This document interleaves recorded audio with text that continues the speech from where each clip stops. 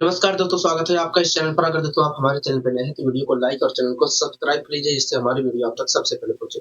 आइए दोस्तों, शुरुआत करते हैं आज की अपनी पाठशाला। पहला क्वेश्चन आपकी स्क्रीन पर है, ध्यानपूर्वक देखिए। पहला क्वेश्चन आखिर क्या कह रहा है दोस्तों? इस क्वेश्चन में कह रहा है सानिया और उसकी माँ की वर्तमान आयु का अनुपात 2:7। हाँ, क्यों? कह रहा है सानिया और उसकी माँ की वर्तमान आयु का अनुपात जो है 2:7। हाँ, क्यों? कह रहा है 8 वर्ष बाद, कह रहा है 8 वर्ष बाद उनकी आयु का अंतर 20 वर्ष होगा। हाँ, क्यों? कह रहा है 8 वर्ष बाद उनकी आयु का अंतर 20 वर्ष होगा।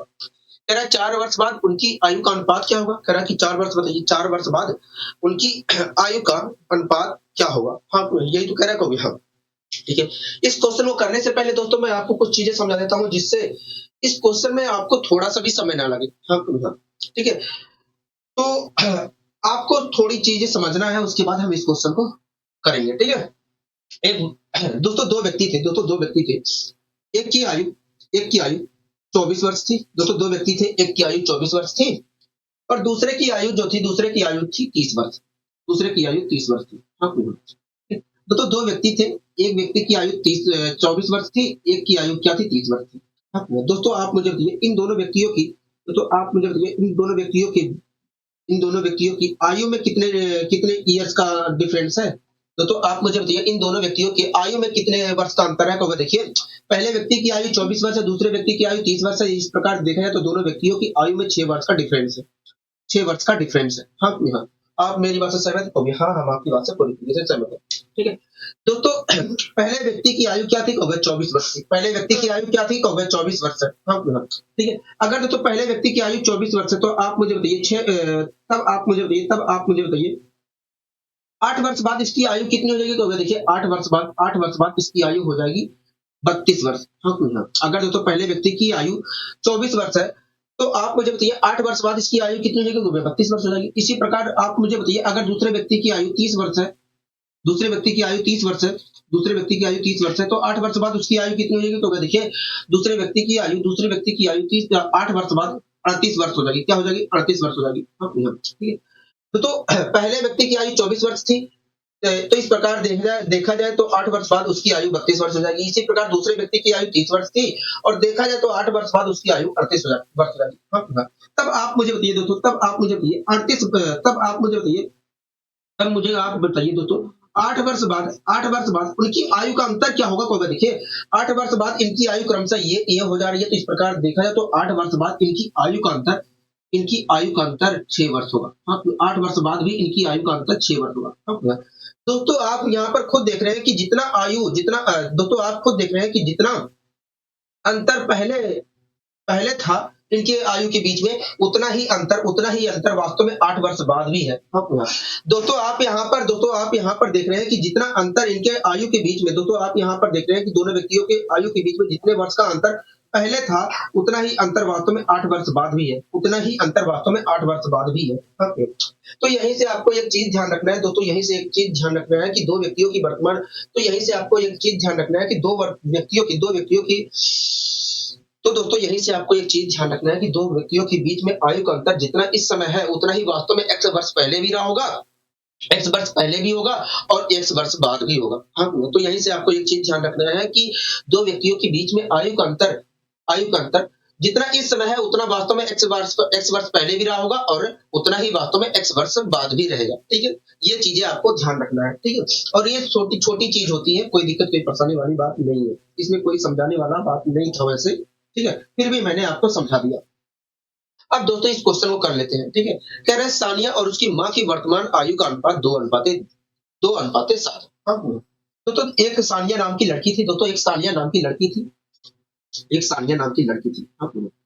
दोस्तों सानिया नाम की एक लड़की थी और उसकी एक दोस्तों सानिया नाम की एक लड़की थी। हाँ, ठीक है। दोस्तों सानिया और उसकी माँ दोस्तों सानिया और उसकी माँ की जो आयु का अनुपात है 2:7 है। 2:7 है। सानिया और उसकी माँ की आयु का अनुपात 2:7 है। इसका मतलब यही है कि यदि सानिया की आयु 2 यूनिट है तो उसकी मदर की आयु जो है 7 यूनिट है। हाँ, तो सानिया और उसकी माँ की आयु का अनुपात 2:7 है। इसका मतलब यही है कि यदि सानिया की आयु 2 यूनिट है तो उसकी मम्मी की आयु जो है, उसकी माँ की आयु जो है 7 यूनिट है। हाँ, आप मेरी बात से यहाँ तक सहमत है? तो हाँ, हम आपकी बात से सहमत है। ठीक है, कोई दिक्कत कोई परेशानी कुछ नहीं, हमें कोई दिक्कत कोई परेशानी नहीं है। हाँ, ठीक है। दोस्तों हमसे कह रहा है कि 8 वर्ष बाद कह रहा है कि 8 वर्ष बाद उनकी आयु का अंतर 20 वर्ष होगा। हाँ, हाँ, ठीक है। तो दोस्तों अगर 8 वर्ष बाद उनकी आयु का अंतर 20 वर्ष होगा, तो आज भी तो 8 ही वर्ष होगा अंतर 20 वर्ष होगा कहोगे हाँ। अगर दोस्तों इन दोनों की आयु का अंतर 8 वर्ष बाद 20 होगा, तो आज भी तो 20 वर्ष होगा अंतर कहोगे हाँ, बिल्कुल आज भी उनकी आयु के बीच का अंतर 20 वर्ष होगा। हाँ, अगर दोस्तों मैं यहाँ पर देखता हूँ तो आयु का अंतर इनकी आयु का अंतर है कितना कहोगे 5 यूनिट है। लेकिन मुझे पता है कि भैया उनकी आयु लेकिन हमें क्वेश्चन के अनुसार उनकी आयु का अंतर कितना होगा कहोगे 20 वर्ष होगा। हाँ, मतलब 5 यूनिट बराबर है 20 वर्ष में। ठीक है, कोई दिक्कत कोई परेशानी कहोगे नहीं, हमें कोई दिक्कत कोई परेशानी नहीं है। तो 1 यूनिट कितने के बराबर कहोगे 1 यूनिट वास्तव में 4 वर्ष के बराबर है, 4 वर्ष के बराबर है। ठीक है, यहाँ तक कोई दिक्कत कोई परेशानी कहोगे नहीं, हमें यहाँ तक कोई दिक्कत कोई परेशानी नहीं है, हमें यहाँ तक कोई दिक्कत कोई परेशानी नहीं है मेरे बच्चे के लिए।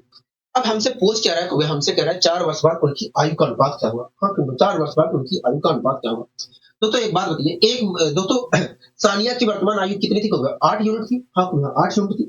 तो अगर 4 यूनिट 2 यूनिट थी कहोगे हाँ, ठीक है। अब कहोगे देखिए अगर आपको बताना है वास्तव में अगर हमें बताना है वास्तव में कि सानिया की उम्र कितनी है तो 2 यूनिट का जवाब देना पड़ेगा मेरे को। ठीक है, तो देखिए 1 यूनिट जो है 4 वर्ष को रिप्रेजेंट कर रहा है, तो 2 यूनिट वास्तव में 8 वर्ष को रिप्रेजेंट कर रहा है। मतलब सानिया की वर्तमान आयु जो है 8 वर्ष है। हाँ, एक बात बताइए, अगर सानिया की वर्तमान आयु 8 वर्ष है, तो 4 वर्ष बाद उसकी आयु कितनी हो जाएगी कहोगे 4 वर्ष बाद उसकी आयु 12 वर्ष हो जाएगी। 4 वर्ष बाद उसकी आयु 12 वर्ष हो जाएगी। ठीक है, इसी प्रकार बताइए उसकी माँ की आयु कितनी वर्ष है कहोगे देखिए वर्तमान में उसकी माँ की आयु 7 यूनिट है। अगर वास्तव में बताना है तो 7 यूनिट का जवाब देना पड़ेगा कहोगे हाँ। कहोगे देखिए 1 यूनिट 4 वर्ष को रिप्रेजेंट कर रहा है, तो 4 यूनिट वास्तव में 28 को रिप्रेजेंट करेगा। मतलब मम्मी की जो आयु है मतलब माँ की जो आयु है वर्तमान में 28 वर्ष है, तो 4 वर्ष बाद कितना होगा 32 वर्ष होगा। दोस्तों हमसे क्या पूछा कहोगे, हमसे कह रहा है कि 4 वर्ष बाद उनकी आयु का अनुपात क्या होगा। मतलब 4 वर्ष बाद उनकी आयु को अगर किसी एक नंबर से डिवाइड किया जाए तो निम्नतम रूप क्या होगा, ये तो पूछ रहा है कहोगे हाँ। तो दोस्तों आप मुझे बताइए, अगर 4 वर्ष बाद उनकी आयु का क्या अनुपात होगा। देखिए 4 वर्ष बाद उसकी आयु का सानिया की आयु ये है और 4 वर्ष बाद मम्मी की उसकी आयु ये है। अगर हमें अनुपात निकालना है तो इनको एक नंबर से डिवाइड करना पड़ेगा। तो 4 अट्ठे 4 अट्ठे 32, 4 तिया 12, 4 अट्ठे 32। तो इस प्रकार देखा जाए तो 4 वर्ष बाद सानिया और उसकी माँ की आयु का अनुपात वास्तव में 3:8 होगा। हाँ, 3:8 होगा। हाँ, ठीक है, तो कोई दिक्कत कोई परेशानी कभी नहीं, हमें कोई दिक्कत कोई परेशानी नहीं है। आपने बहुत ही आसानी से इस चीज को समझा दिया मैंने कहा ठीक है जी। अब आइए दोस्तों हम थोड़ा और अच्छे अच्छे क्वेश्चनों की यहाँ पर कोशिश करते हैं सोल्व करने की। ठीक है दोस्तों, अगला क्वेश्चन आप देख रहे हैं कहोगे हाँ। दोस्तों इस प्रकार का क्वेश्चन अक्सर पेपरों में देखने को मिलता है। ठीक है, पढ़िए इस क्वेश्चन को देखिए क्या कहना चाह रहा है कहोगे। देखिए हमसे कह रहा है 12 और 18 का तीसरा समानुपातिक क्या होगा। हाँ, कह रहा है 12 और 18 का तीसरा समानुपातिक क्या होगा। अच्छा, ये जो तीसरा समानुपातिक क्या पूछ रहा है हमसे, इसका मतलब भी आपको जानना जरूरी है। हाँ, तो तीसरा समानुपातिक का मतलब है हमसे कह रहा है 12 और 18 का तीसरा समानुपातिक होगा क्या होगा। मतलब कह रहा है कि 12 और मतलब कह रहा है कि बताइए वो तीसरी संख्या होगी क्या। मतलब कह रहा है कि बताइए वो तीसरी संख्या होगी क्या जिसका 12 के साथ मतलब हमसे कह रहा है कि तो वो तीसरी संख्या होगी क्या जिसका 12 के साथ 12 और 18 के जिसका पहली और दूसरी संख्या के साथ जो अनुपात है वही अनुपात दूसरी और तीसरी संख्या के साथ। हाँ, हमसे कह रहा है 12 और 18 का तीसरा समानुपातिक क्या होगा। मतलब हमसे कह रहा है कि वह बताइए तीसरी संख्या क्या होगी जिसका जिसका पहले और दूसरे के साथ जो अनुपात है वही अनुपात दूसरे और तीसरे की संख्या के साथ हो। हाँ, मान लीजिए दोस्तों 12 और 18 का तीसरा समानुपातिक x है। हाँ, अगर दोस्तों 12 और 18 का तीसरा समानुपातिक x है तो पहले टर्म का दूसरे टर्म के साथ जो अनुपात है पहले टर्म का दूसरे टर्म के साथ जो अनुपात है वही अनुपात वास्तव में दूसरा टर्म क्या है 18 दूसरे टर्म का तीसरे के साथ होगा, मतलब x के साथ होगा। हाँ, ठीक है, कोई दिक्कत कोई परेशानी को नहीं, हमें कोई दिक्कत कोई परेशानी नहीं। अब मैं इसे सोल्व कर लेता हूँ। अगर दोस्तों मैं यहाँ पर सोल्व करता हूँ तो 6 दूनी 12 हो गए। हाँ, 6 दूनी 12, 6 तिया 18। यहाँ पर 2 आए, अच्छा यहाँ पर 3 आया है कहोगे हाँ, यहाँ पर 2 आया है, 2 से मैंने इधर काट दिया, 2 में 18। मैंने इसकी मल्टीप्लाई इधर कर दी तो x बराबर क्या आया कहोगे, x बराबर आया 3, x बराबर 27 आया। मतलब तीसरा जो समानुपातिक है वो क्या है 27 है। हाँ, 27 है, तीसरा समानुपातिक क्या है 27 है। ठीक है, तो ऐसा नहीं है, इसमें थोड़ा भी समय नहीं लगेगा। हाँ, यहाँ तक सारी चीजें समझ में आ गई होंगी, हाँ। लेकिन मुझे और थोड़ा तेजी से करना है, मुझे और थोड़ा तेजी से करना है, तब कैसे किया जाए? मैंने कहा ठीक है, अगर आपको थोड़ा और तेजी से करना है, तो मैं आपको कुछ चीजें बता देता हूँ जिसकी मदद से आप तेजी से सोल्व कर सकते हैं। हाँ, जिसकी मदद से आप और तेजी से सोल्व कर सकते हैं। ठीक है? दोस्तों दो संख्याएँ हैं, ठीक है? मान लीजिए दोस्तों 2 संख्याएँ हैं, एक ए है, एक बी है, ठीक है? मान लीजिए दोस्तों 2 संख्याएँ हैं, एक ए है, एक बी है, ठीक है? और मान लीजिए दोस्तों 2 संख्याएँ हैं, एक ए है, एक बी है, ठीक है? और मान लीजिए इन दोनों संख्याओं का तीसरा जो समानुपातिक है, एक्स है। इन दोनों संख्याओं का तीसरा जो समानुपातिक है, एक्स है। ठीक है? मान लीजिए दोस्तों 2 संख्याएँ हैं, मान लीजिए दोस्तों सं एक मिनट रुकिए। मान लीजिए दोस्तों 2 संख्याएँ हैं और इन दोनों संख्याओं का तीसरा समानुपातिक क्या है? तीसरा समानुपातिक x है। हाँ, तो अगर दोस्तों इन दोनों संख्याओं का तीसरा समानुपातिक x है, तो ऐसी स्थिति में पहले का दूसरे के साथ जो अनुपात होगा, पहले टर्म का दूसरे टर्म के साथ जो अनुपात होगा, वही अनुपात वास्तव में दूसरे का तीसरे के साथ भी होगा। वही अनुपात दूसरे का तीसरे के साथ भी होगा। हाँ, ठीक है? कोई दिक्कत, कोई परेशानी कोई नहीं है, यहाँ तक तो हमें कोई दिक्कत, कोई परेशानी नहीं है। अगर दोस्तों मैं यहाँ पर x की वैल्यू निकालता हूँ, वास्तव में b स्क्वायर अपॉन a आया। हाँ, तो तीसरा समानुपातिक हमने क्या माना था? कब ए और बी का तीसरा समानुपातिक हमने x माना था, और x की वैल्यू क्या है? कब बी स्क्वायर अपॉन a आई है।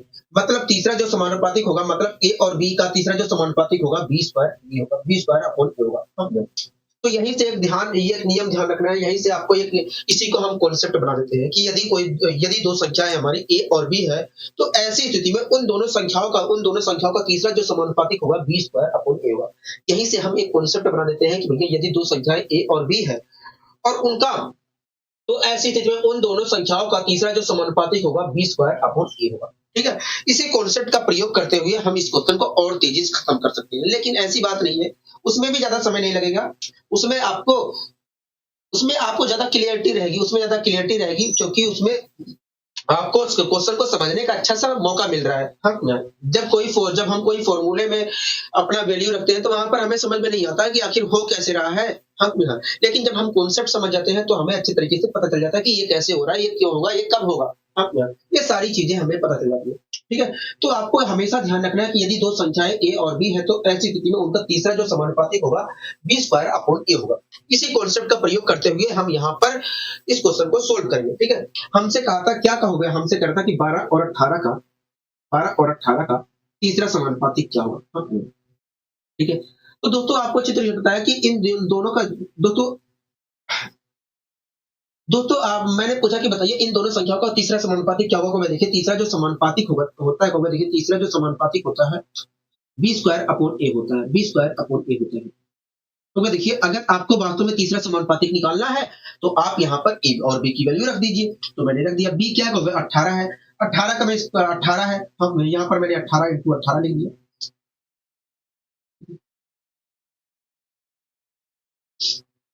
ये क्या है? ए 12 है, तो मैंने यहाँ पर 12 लिख दिया। कोई दिक्कत, कोई परेशानी हो गई हमें? कोई दिक्कत, कोई परेशानी नहीं है।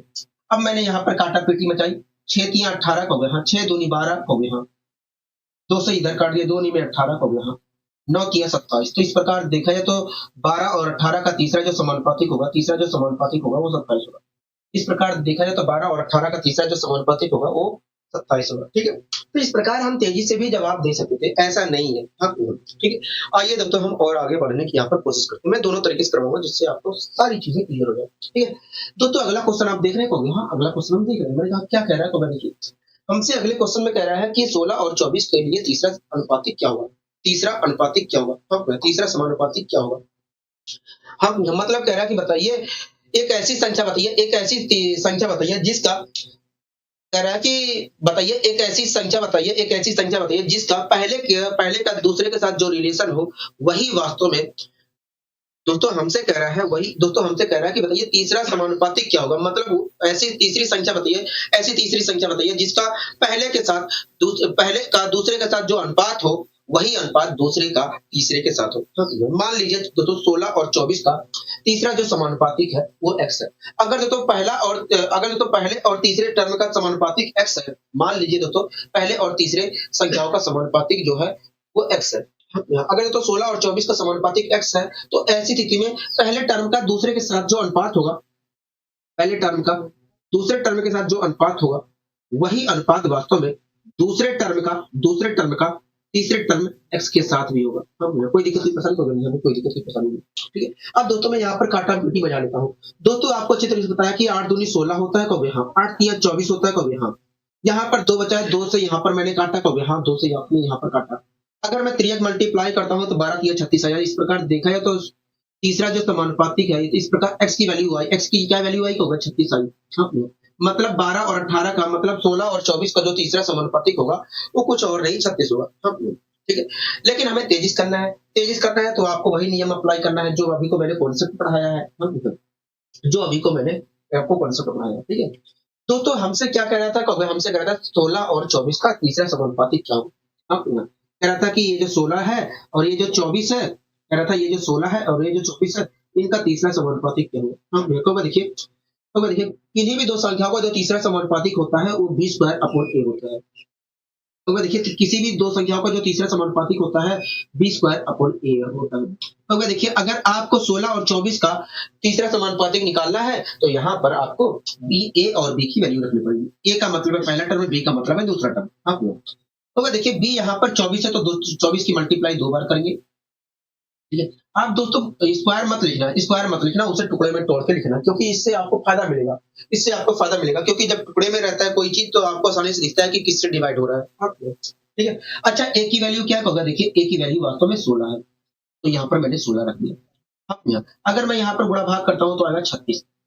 हाँ, इस प्रकार देखा जाए तो तीसरा जो समानुपातिक होगा 16 और 24 का वो कुछ और नहीं 36 होगा। क्या होगा, 36 होगा। हाँ, यहाँ तक सारी चीजें क्लियर है। हाँ, यहाँ तक सारी चीजें क्लियर है। ठीक है, इसी प्रकार दोस्तों अगले क्वेश्चन का भी आप जवाब दीजिए। तो देखिए हमसे कह रहा है कि बताइए 15 और 45 का तृतीय समानुपात क्या होगा। हाँ, मतलब कह रहा है कि बताइए एक ऐसी तीसरी संख्या क्या होगी जिसका 15 के साथ जिसका जिसका जिसका पहली संख्या का दूसरी संख्या के साथ जो अनुपात है वही अनुपात दूसरी संख्या का तीसरी संख्या के साथ भी हो।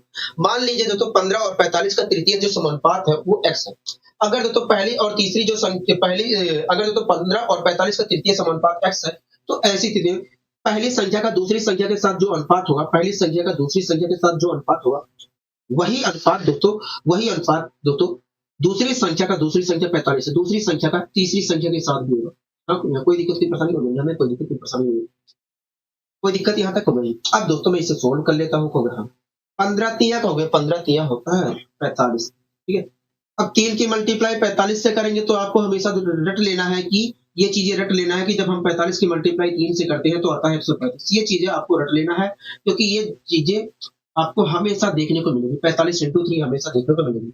इस प्रकार देखा जाए तो तीसरा जो समानुपातिक होगा 15 और 45 का वो कुछ और नहीं 135 होगा। क्या होगा, 135 होगा। थोड़ा और तेजी दिखाना है, थोड़ा और तेजी करना है तो आपको जो मैंने आपको अभी को पढ़ाया था उसे अप्लाई करना है।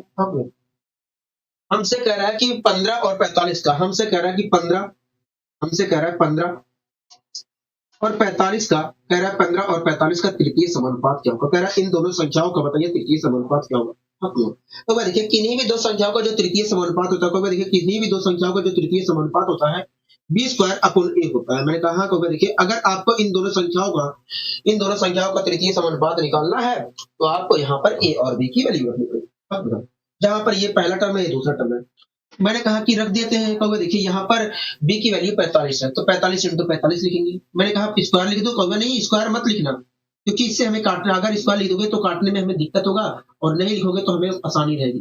ठीक है जी, वैसे ही किया मैंने आपके सामने। अब क्या करना होगा, देखिए a की वैल्यू रखना है। a की वैल्यू क्या होगा, 15 है तो मैंने a की वैल्यू भी रख दी। ठीक है, यहाँ पर a की वैल्यू भी रख दी, कोई दिक्कत कोई परेशानी को हमें कोई दिक्कत कोई परेशानी नहीं है। a की वैल्यू क्या होगा, 15 है तो मैंने 15 रख दिया, यहाँ पर 15 रख दिया, कोई दिक्कत यहाँ तक होगा नहीं, हमें कोई दिक्कत नहीं परेशानी नहीं है। 15 तिया का होगा, 15 तिया होता है 45, 15 तिया होता है 45। ठीक है, 15 तिया 45 और 45 तिया का होगा, 45 तिया 135, 45 तिया 135। इस प्रकार देखा जाए तो तीसरा जो समानुपातिक होगा 15 और 45 का तीसरा जो समानुपातिक होगा 135 होगा। क्या होगा, 35 होगा। आपको ये केवल लिखना है, ये केवल लिखना है, ऐसा मत सोचना कि इसमें भी वही लग रहा है समय, नहीं लगेगा जी। ये तो आपको लिखना नहीं है, ये भी आपको लिखना नहीं है, केवल आपको ये लिखना है, उसके बाद काटा पीटी मचाना है, ये आ जाए। ठीक है, तो आपको घबराना नहीं है, घबराना नहीं है। ठीक है, कोई दिक्कत कोई परेशानी तो नहीं, हमें कोई दिक्कत कोई परेशानी नहीं है। ठीक है। अब आइए दोस्तों हम कुछ और नया चीज़ सीखने की कोशिश करते हैं। ठीक है। दोस्तों इसमें कह रहा है कि 1/9 कह रहा है 1/9 और 1/25 का मध्य समानुपात क्या होगा? हाँ, हाँ। इसका तुम्हें आप दोस्तों आपको मध्य समानुपात का मतलब समझना होगा। हाँ, हाँ।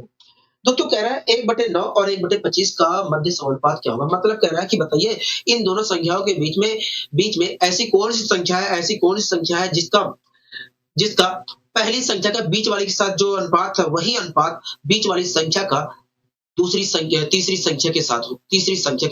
हाँ, हाँ। ठीक है। कोई दिक्कत कोई परेशानी कोई नहीं, हमें कोई दिक्कत कोई परेशानी नहीं है। ठीक है। दूसरी संख्या के साथ हो। ठीक है। कह रहा है कि 1/9 और 1/25 का मध्य समानुपात क्या होगा? मतलब कह रहा है कि बताइए इन दोनों के बीच में ऐसी कौन सी संख्या है जिसका 1/9 के साथ जिसका 1/9 और जिसका पहली संख्या का संख्या के बीच का जो अनुपात है वही अनुपात मध्य संख्या का दूसरी संख्या के साथ भी हो। हाँ, ठीक है। मान लीजिए दोस्तों 1/9 और 1/25 का मध्य समानुपात वास्तव में x है। हाँ, लोग अगर दोस्तों 1/9 और 1/25 का मध्य समानुपात जो है x है, तो ऐसी स्थिति में पहली संख्या का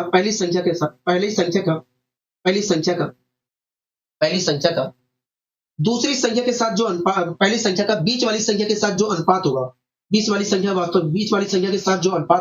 वही अनुपात दोस्तों बीच वाली संख्या का दूसरी संख्या के साथ भी होगा। हम यहाँ पर 1/25 लिखूंगा, 25 ऊपर चला जाएगा। ठीक है। 25 ऊपर चला जाएगा। कोई दिक्कत नहीं परेशानी होगी, हमें कोई दिक्कत नहीं परेशानी नहीं है। हमें कोई दिक्कत नहीं परेशानी नहीं है। अब दोस्तों यहाँ पर मुझे गुणा भाग करना है। अगर दोस्तों मैं यहाँ पर गुणा भाग करता हूँ तो एक्स स्क्वायर बराबर आएगा 1/9 इंटू 1/25 आएगा 1/25 आएगा। ठीक है। कोई दिक्कत कोई परेशानी होगी, हमें कोई दिक्कत कोई परेशानी। अगर मैं यहाँ पर दोस्तों गुणा भाग करता हूँ तो एक्स स्क्वायर बराबर आएगा 1/9 इंटू 1/25 आएगा। यहाँ से मैं अगर निकालता हूँ, अगर अभी रुक जाइए दोस्तों, अभी घबराना नहीं है। ठीक है। घबराना नहीं है, ये तो आपको मैं समझा रहा हूँ कि ऐसे ऐसे होता है। अगर मैं यहाँ पर वर्गमूल निकालता हूँ तो 1/9 का वर्गमूल 1/3 आएगा। इसी प्रकार 1/5 का वर्गमूल 1/25 का वर्गमूल 1/5 आएगा। और इसे मैं गुणा भाग करता हूँ तो आएगा 1/15 1/15। मतलब देखा जाए तो तीसरा मध्य से जो समानुपात होगा वो कुछ और नहीं 1/15 होगा। मतलब 1/9 और 1/25 का जो मध्य समानुपात होगा वो कुछ और नहीं 1/15 होगा। 1/15 होगा। हाँ, ठीक है। बात आती है क्या मुझे ऐसे करना पड़ेगा? नहीं जी, आपको ऐसे करना नहीं पड़ेगा। आपको ऐसे कुछ नहीं करना पड़ेगा। आप कैसे करना पड़ेगा? ये तो अगर आप ऐसे भी करना चाहते हैं तो कोई आपत्ति नहीं है, कोई आपत्ति नहीं है, कोई आपत्ति नहीं है। अगर आप ऐसे भी करना चाह रहे हो, आपको ये तरीका पसंद है, तो कोई आपत्ति नहीं है। इसमें सारी चीजें क्लियर हो गई है, आपको समझने का मौका मिल गया कि आखिर क्वेश्चन कहना क्या चाह रहा है। हाँ, हाँ। ठीक है। अगर आपको तेजी से करना है तो उसके लिए भी मैं आपको तरीका बता देता हूँ जिससे आप तेजी से करने लगे। हाँ, हाँ। जिससे आप तेजी से करने लगे। ठीक है। कोई दिक्कत कोई परेशानी नहीं, हमें कोई दिक्कत कोई परेशानी नहीं है। मान लीजिए दोस्तों दो संख्याएं हैं। मान लीजिए दोस्तों दो संख्याएं हैं, एक ए है और एक बी है। ठीक है? मान लीजिए दोस्तों दो संख्याएं हैं, एक ए है एक बी है। ठीक है। और इन मान लीजिए दोस्तों दो संख्याएं हैं, एक एक ए है एक और बी है। और इन दोनों संख्याओं का दोस्तों मान लीजिए इन दोनों संख्याओं का जो मध्य समानुपात है वो कुछ और नहीं। इसी मान लीजिए दोस्तों दो संख्याएं हैं, एक ए है एक बी है, और इन दोनों संख्याओं का जो मध्य समानुपात है वो कुछ और नहीं एक्स है। हाँ, अगर दोस्तों इन दोनों संख्याओं का मध्य समानुपात x है तो ऐसी स्थिति में पहली संख्या का बीच वाली संख्या के साथ जो अनुपात होगा वही अनुपात दोस्तों बीच वाली संख्या का इस दूसरी संख्या के साथ भी होगा। हाँ, दूसरी संख्या के साथ भी होगा। ठीक है। अगर मैं यहाँ पर गुणा भाग करता हूँ तो एक्स स्क्वायर बराबर मुझे मिलेगा क्या?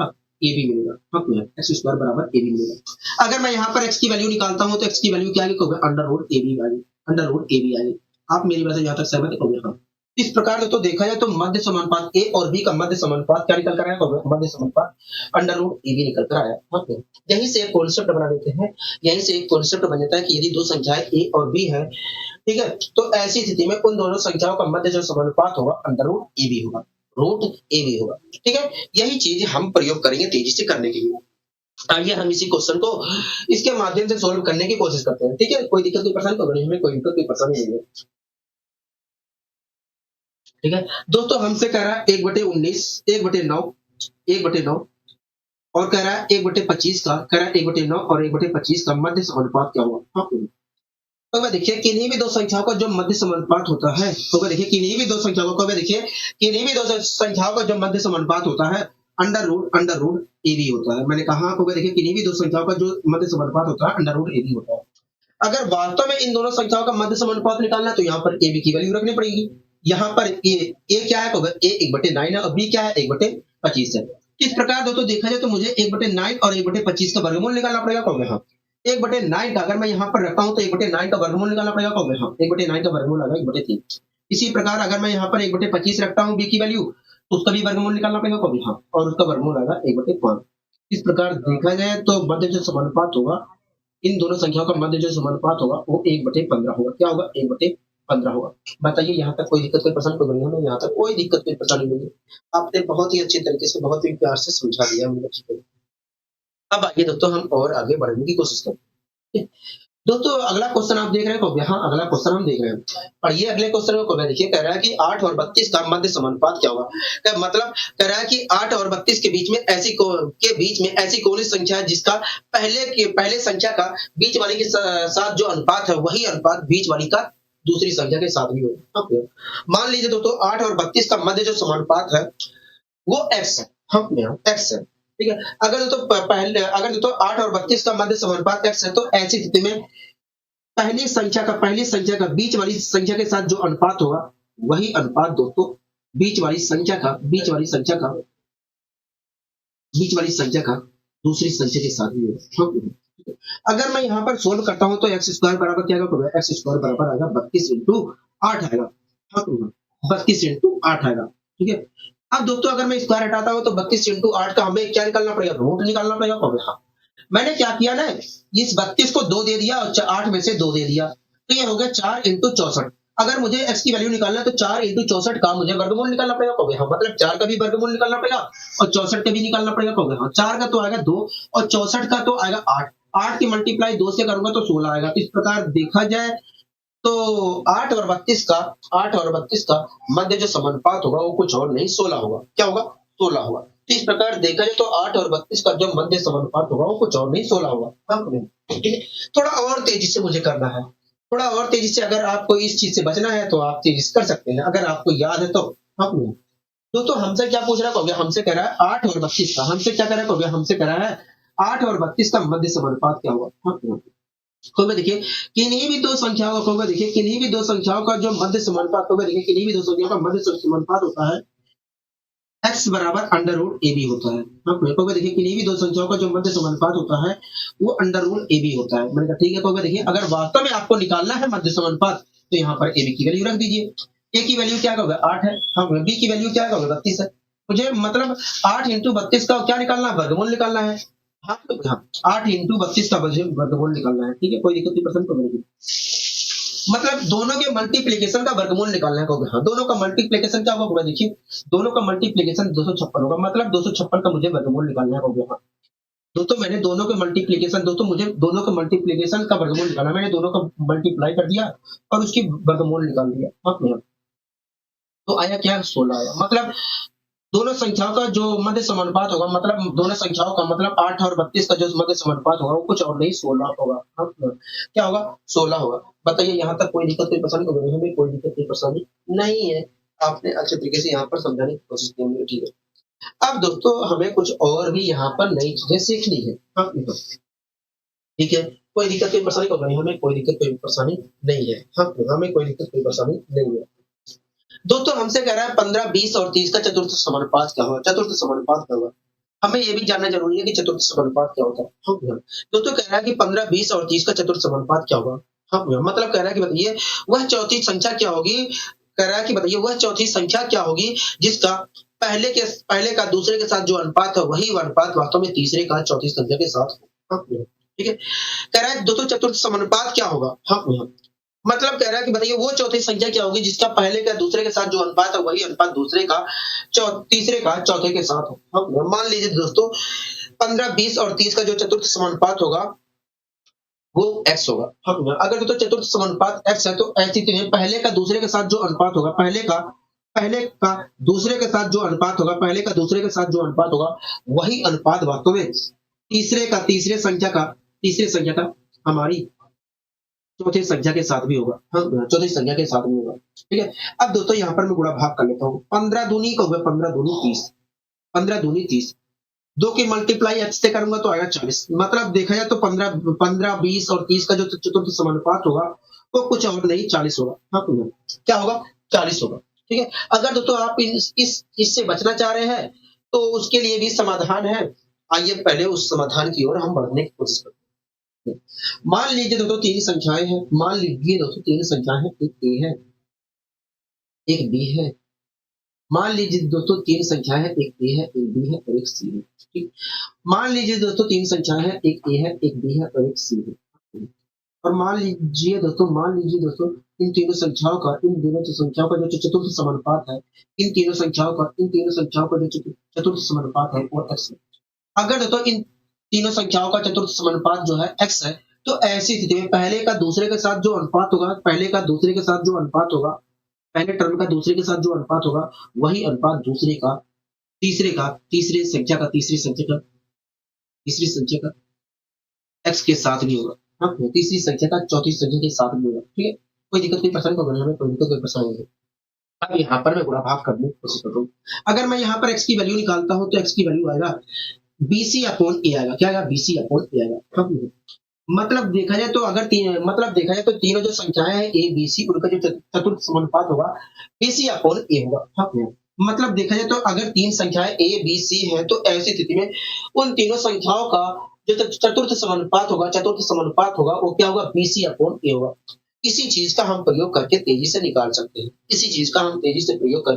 यहाँ पर निकाल सकते हैं। ठीक है। कोई दिक्कत नहीं, पसंद होगा हमें, कोई दिक्कत नहीं, पसंद नहीं। आइए हम इसी चीज का प्रयोग करके तेजी से निकालने की कोशिश करते हैं। ठीक है दोस्तों, हमसे कह रहा था क्या होगा? हमसे कह रहा था 15,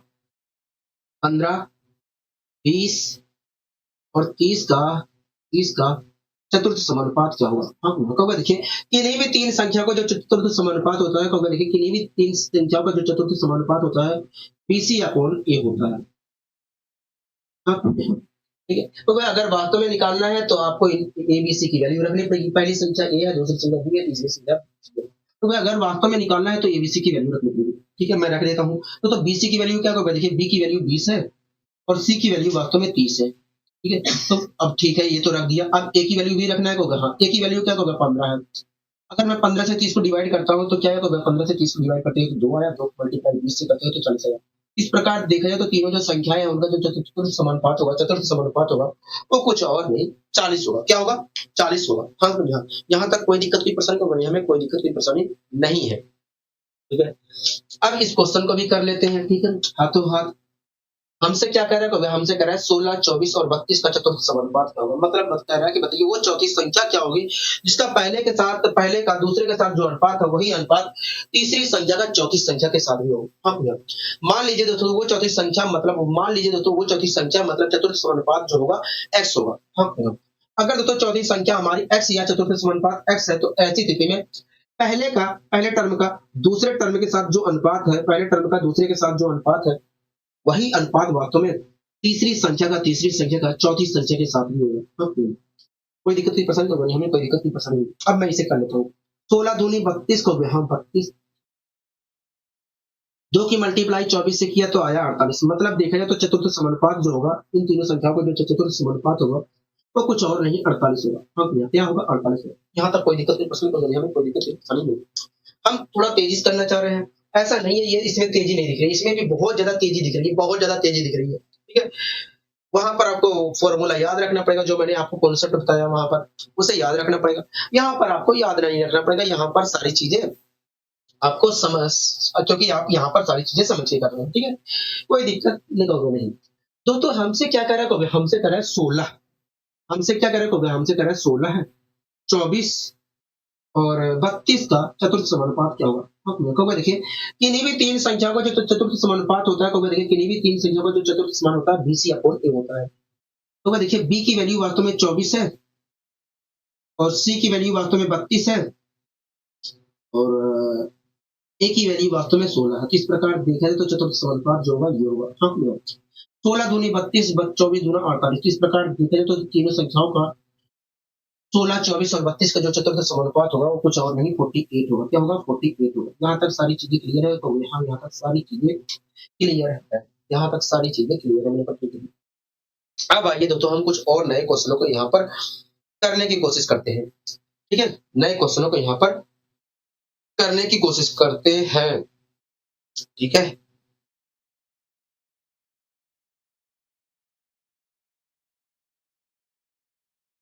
इस क्वेश्चन को दोस्तों पढ़िए, क्या कहना चाह रहा है तो देखिए। कह रहा है कि 2970 रुपए, कह रहा है 2970 रुपए की धनराशि 4 पुरुषों 6 महिलाओं और 3 बच्चों में इस प्रकार विभाजित किया गया है कि प्रत्येक पुरुष को प्रत्येक महिला से 25% अधिक है और प्रत्येक महिला को प्रत्येक बच्चे से 20% अधिक राशि प्राप्त हुई है। कह रहा है कि 2970 रुपए की धनराशि को 4 पुरुषों 6 महिलाओं और 3 बच्चों में इस प्रकार विभाजित किया गया है कि प्रत्येक पुरुष को प्रत्येक महिला से 25% अधिक और प्रत्येक महिला को प्रत्येक बच्चे से 20% अधिक राशि प्राप्त हुई है। कह रहा है ज्ञात कीजिए कि प्रत्येक महिला को कितनी राशि मिली है। कह रहा है ज्ञात करिए कि प्रत्येक महिला को कितनी राशि मिली है। तो 2970 रुपए की धनराशि थी और उन धनराशि को 4 पुरुष 6 महिला और 3 बच्चों में बांट दिया गया है। ठीक है, दोस्तों इस प्रकार बांटा गया कि इस प्रकार पुरुषों और महिलाओं और बच्चों में बांटा गया कि प्रत्येक पुरुष को प्रत्येक महिला की अपेक्षा 25% ज्यादा मिला है। 25% की फ्रैक्शन 1/4। ठीक है, दोस्तों प्रत्येक पुरुष को दोस्तों इस प्रकार बांटा गया है कि प्रत्येक पुरुष को प्रत्येक महिला की अपेक्षा 25% ज्यादा मिला है, मतलब 1/4 हिस्सा ज्यादा मिला है। 25% ज्यादा मिला है। मैंने कहा 25% की फ्रैक्शन क्या होगी? देखिए 25% की फ्रैक्शन 1/4 होगी। इसका मतलब क्या होगा? इसका मतलब यही है कि यदि कोई संख्या 4 है तो उसको 25% एक होगा।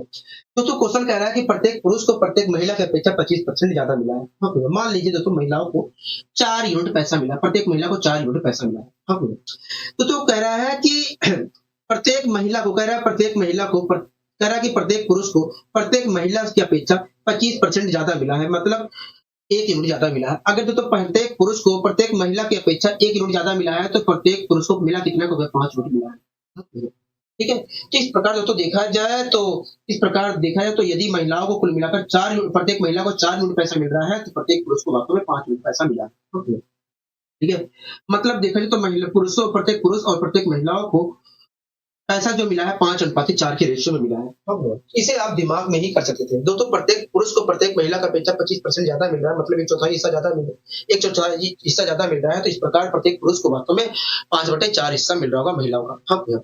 महिलाओं का 5/4 हिस्सा मिल रहा होगा। इसका मतलब यही है कि यदि महिलाओं को 4 यूनिट पैसा मिल रहा है तो पुरुषों को वास्तव में 5 यूनिट पैसा मिल रहा होगा। यहाँ तक सारी चीजें क्लियर है? तो हाँ, यहाँ तक सारी चीजें क्लियर है। ठीक है, इसी प्रकार दोस्तों प्रत्येक महिलाओं को प्रत्येक बच्चों की अपेक्षा 20% अधिक पैसा मिला है। 20% की फ्रैक्शन क्या होती है? 20% की फ्रैक्शन जो होती है 1/6 होती है। इसका मतलब क्या होगा? इसका मतलब ये है कि यदि कोई संख्या 6 है तो उसका 20% 1 होगा। ठीक है, हमसे कह रहा है प्रत्येक महिला को प्रत्येक बच्चे से 20% अधिक रुपए प्राप्त हुए हैं। मान लीजिए प्रत्येक बच्चे को 6 यूनिट पैसे मिले हैं। ठीक है, दोस्तों हमसे कह रहा है प्रत्येक महिला को प्रत्येक बच्चे की अपेक्षा 20% अधिक पैसा मिला है, मतलब 1 यूनिट पैसा अधिक मिला है प्रत्येक बच्चे की अपेक्षा। अगर प्रत्येक बच्चे की अपेक्षा 20% की फ्रैक्शन जो होती है 1/5 होती है। ठीक है, तो 20% की फ्रैक्शन क्या होती है? 1/5 होती है। इसका मतलब क्या होगा? इसका मतलब ये है कि यदि कोई संख्या 5 है तो उसका 20% 1 होगा। हाँ। ठीक है, दोस्तों हमसे कह रहा है प्रत्येक महिला को प्रत्येक बच्चे की अपेक्षा 20% अधिक पैसा मिला है। ठीक है, तो मान लीजिए प्रत्येक बच्चे को 5 यूनिट पैसा मिला है। अगर दोस्तों प्रत्येक बच्चे को 5 यूनिट पैसा मिला है, मान लीजिए प्रत्येक बच्चे को 5 यूनिट पैसा मिला है, तो क्वेश्चन में कह रहा है प्रत्येक महिला को प्रत्येक बच्चे की अपेक्षा 20% पैसा अधिक मिला है, मतलब 1 यूनिट पैसा अधिक मिला है प्रत्येक बच्चे की अपेक्षा। अगर दोस्तों प्रत्येक महिला को प्रत्येक बच्चे की अपेक्षा 1 यूनिट अधिक पैसा मिला है तो प्रत्येक महिला को कितना मिला? 6 यूनिट पैसा मिला है। मतलब अगर प्रत्येक बच्चे को 5 यूनिट पैसा मिला है तो प्रत्येक महिला को वास्तव में 6 यूनिट पैसा मिला है।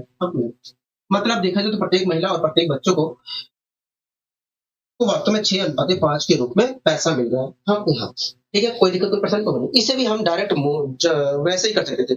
तो हमसे कह रहा था प्रत्येक महिला को प्रत्येक बच्चे की अपेक्षा 20% अधिक पैसा मिलता है। मतलब 1/5 मतलब एक प्रत्येक महिला को प्रत्येक बच्चे की अपेक्षा 1/5 रुपए अधिक मिलता है। अगर 1/5 रुपए अधिक मिलता है तो मिलता कितना को 6/5 मिलता है। हक है।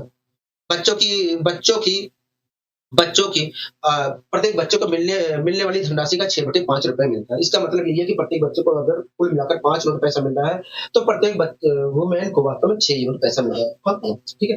दोस्तों यहाँ पर देखा जाए तो प्रत्येक पुरुष और प्रत्येक महिला को मिलने वाली धनराशि का जो अनुपात है वो 5:4 है। हाँ, इसी प्रकार प्रत्येक महिला और प्रत्येक बच्चे को मिलने वाली धनराशि का अनुपात 6:5। मैंने कहा प्रत्येक पुरुष, प्रत्येक महिला और प्रत्येक बच्चों को किस अनुपात में पैसा मिल रहा है, तो देखिए इसके लिए अगर आपको ये पूछ रहे हैं तो इसके लिए हमें निकालना पड़ेगा। मैंने कहा ठीक है, तो देखिए यहाँ पर खाली स्थान है। मैंने कहा तो भाई इस खाली स्थान को भरने के लिए यहाँ पर जो डिजिट है, यहाँ पर जो संख्या है उसे लिखना पड़ेगा। मैंने कहा ठीक है, लिख दिया। तो भाई यहाँ पर भी भरना पड़ेगा। मैंने कहा ठीक है, तो भाई इसके सामने जो लिखे है वही भर दीजिए। मैंने कहा ठीक है। अब क्या करना पड़ेगा, तो भाई देखिए अगर आप ऐसे मल्टीप्लाई करते हैं तो प्रत्येक पुरुष को जितना रुपए मिल रहा है वो उसकी वैल्यू मिलेगी। इसी प्रकार इसकी अगर मल्टीप्लाई करते हैं तो प्रत्येक महिला को जितने रुपए मिल रहे हैं उसकी वैल्यू मिलेगी। मैंने कहा ठीक है। इसी प्रकार इसकी मल्टीप्लाई करते हैं तो प्रत्येक बच्चों को मिलने वाली धनराशि मिलेगी। हाँ, मैंने कहा ये सब मत बताइए। मैंने कहा कि बताइए प्रत्येक पुरुष और प्रत्येक महिला और प्रत्येक बच्चे को मिलने वाली धनराशि का अनुपात करोगे में। देखिए अगर आपको अनुपात निकालना है तो इसमें जो कॉमन दिख रहा है उससे डिवाइड कर दीजिए। अब इसको और आपस में डिवाइड कर दीजिए। तो मुझे दिख रहा है 2 कॉमन, तो मैंने 2 से डिवाइड किया। यहाँ पर 2 से करूंगा, यहाँ पर 2 से करूंगा, यहाँ पर 2 से करूंगा। ठीक है, तो डिवाइड तो कर दिया कब। हाँ, तो अब वास्तव में जो भी मल्टीप्लाई करने पर मिलेगा, जो भी आएगा यहाँ पर ऐसे ऐसे करने पर, वो कुछ और नहीं प्रत्येक पुरुष, प्रत्येक महिला और प्रत्येक बच्चों को मिलने वाली धनराशि का अनुपात होगा। हाँ, मतलब देखिए जो प्रत्येक पुरुष को वास्तव में 15 यूनिट पैसा मिल रहा है, प्रत्येक महिला को वास्तव में 12 यूनिट पैसा मिल रहा है और प्रत्येक बच्चे को वास्तव में 10 यूनिट पैसा मिल रहा है। हाँ, ठीक है। प्रत्येक इस प्रकार देखा तो प्रत्येक पुरुष को 15 यूनिट पैसा मिल रहा है, प्रत्येक महिला को 12 यूनिट पैसा मिल रहा है और प्रत्येक बच्चे को 10 यूनिट पैसा मिल रहा है। हाँ, एक बात बताइए दोस्तों, अगर प्रत्येक पुरुष को वास्तव में 15 यूनिट पैसा मिल रहा है तो 4 पुरुषों को कुल कितना रुपए मिलेगा, 4 पुरुषों को कुल मिलाकर 60 यूनिट पैसा मिला होगा। 60 यूनिट पैसा मिला होगा। हाँ, ठीक है, थोड़ा और दूर में लेते हैं। 4 यूनिट कुल मिलाकर 60 यूनिट पैसा मिला होगा। मतलब इतना पैसा मिला होगा। हाँ, इतना पैसा मिला होगा। ठीक है, इसी प्रकार दोस्तों अगर प्रत्येक महिला को प्रत्येक महिला को 12 यूनिट पैसा मिला है तो 6 महिलाओं को कितना पैसा मिला होगा, 6 महिलाओं को वास्तव में इतना पैसा मिला होगा। हाँ, ठीक है। इसी प्रकार दोस्तों अगर प्रत्येक बच्चे को 10 यूनिट पैसा मिला है तो 3 बच्चों को कितना पैसा मिला होगा, 3 बच्चों को इतना पैसा मिला होगा। हाँ, कोई दिक्कत नहीं, परेशानी बना हमें कोई दिक्कत नहीं, परेशानी नहीं। मतलब देखा जाए तो सभी पुरुषों को इतना पैसा मिला है। हाँ, सभी पुरुषों को इतना पैसा मिला है, सभी महिलाओं को इतना पैसा मिला है और सभी बच्चों को इतना पैसा मिला है। थोड़ा मैं काटा-पीटी मजा लेता हूँ जिससे थोड़ा और आसान हो जाए। ठीक है, कोई दिक्कत नहीं, पसंद कर हमें कोई दिक्कत नहीं, पसंद नहीं। दिख रहा है कि मुझे 2 से कट रहा है तो मैं, हाँ, 2 से अगर मैं काटता हूँ यहाँ पर तो 5 आएगा, 5 तिया 15। हाँ, नीचे आएगा 15। कोई दिक्कत नहीं, पसंद कर हमें कोई दिक्कत नहीं। इसे मैं काटता हूँ तो 3 आएगा, 12 तिया। अच्छा, 6 से कट रहा है। हाँ, 6 से कट रहा है। दोस्तों ये 30 है कहोगे हाँ, और 6 से अगर मैं काटता हूँ तो आएगा 5 कहोगे हाँ, 5 आएगा। ठीक है, ये भी 6 से कट रहा है कहोगे हाँ, तो यहाँ पर आएगा कहोगे 12 आएगा। ठीक है, यहाँ पर 12 आएगा। कोई दिक्कत नहीं, पसंद करोगे हमें कोई दिक्कत नहीं, पसंद नहीं है। ये भी कट रहा है कहोगे हाँ, ये भी कट रहा है। अच्छा, इसे क्या लिखा है कहोगे 15 चौके 60 लिखा है। 6 से जब मैं डिवाइड करूंगा तो यहाँ पर 10 आएगा। क्या आएगा, 10 आएगा। आप मेरी बात से यहाँ तक सहमत हो कहोगे हाँ, हम आपकी बात से यहाँ तक पूरी तरीके से सहमत हैं। इस प्रकार देखा जाए तो प्रत्येक पुरुष को वास्तव में 10 यूनिट पैसा मिला है, प्रत्येक महिला को 12 यूनिट पैसा मिला है और प्रत्येक बच्चे को 5 यूनिट पैसा मिला है। तो सभी को कुल कितने रुपए मिले कहोगे, देखिए 5 12 होता है 17। मैंने कहा कहोगे 5 12 होता है 17 और 17 10 होता है 27। इस प्रकार देखा जाए तो सभी लोगों को 27 यूनिट पैसा मिला है। सभी लोगों को 27 यूनिट पैसा मिला है। हाँ, लेकिन दोस्तों क्वेश्चन के अनुसार तो सभी लोगों को 27 यूनिट पैसा नहीं मिला है, 2970 रुपए मिले हैं। मतलब 27 यूनिट बराबर है 2970 रुपए। तो 1 यूनिट की वैल्यू कितने के बराबर होगा, देखिए जब आप डिवाइड करोगे 27 से करना 27 ने कहा 27 से करना 27। इस प्रकार देखें तो 1 यूनिट की वैल्यू 110 रुपए है। दोस्तों हमसे क्या पूछा था, हमसे कह रहा था कि प्रत्येक महिला को कुल कितनी राशि मिली है। सबसे पहले आप मुझे बताइए महिलाओं को कुल कितनी राशि मिली थी, कहोगे देखिए महिलाओं को कुल मिलाकर 12 यूनिट राशि मिली है। अगर दोस्तों एक महिला को 110 रुपए मिल रहे हैं तो सभी महिलाओं को कुल कितना रुपए मिला होगा, देखिए सभी महिलाओं को वास्तव में इतना रुपया मिला होगा। कोई दिक्कत कोई परेशानी को नहीं, मतलब देखा जाए तो सभी महिलाओं को इतना रुपए मिला। हाँ भैया। लेकिन हमसे ये नहीं पूछा कि सभी महिलाओं को कितना रुपए मिला है। हमसे ये पूछा है हमसे ये पूछा है हमसे हमसे ये पूछा है कि बताइए हम हमसे ये पूछा है कि बताइए बताइए हमसे ये पूछा है कि बताइए प्रत्येक महिला को कितना रुपए मिला है। तो कुल मिलाकर महिलाएं कितनी थी? को 6 महिलाएं थी। तो सभी महिलाओं को इतना रुपए मिला है, तो प्रत्येक महिला को कितना रुपए मिला है? को देखिए, तो देखिए 6 महिलाएं थी, 6 महिला को इतना रुपया मिला, तो प्रत्येक महिला को वास्तव में इतना रुपया मिला है। ओके। 6 दूनी 12 को हाँ 6 दूनी 12, 2 की मल्टीप्लाई 200 110 से करेंगे तो आएगा 220। मतलब देखा तो प्रत्येक महिला को 220 रुपए मिले। ओके। मतलब देखा जाए तो प्रत्येक महिला को 220 रुपए मिले हैं। ठीक है, यहाँ तक कोई दिक्कत कोई परेशानी को हमें कोई दिक्कत कोई परेशानी नहीं है। बहुत ही अच्छे तरीके से ये चीजें समझ में आ गई है। ठीक है जी। अब आइए दोस्तों हम और आगे यहाँ पर बढ़ने की कोशिश करते हैं। ठीक है,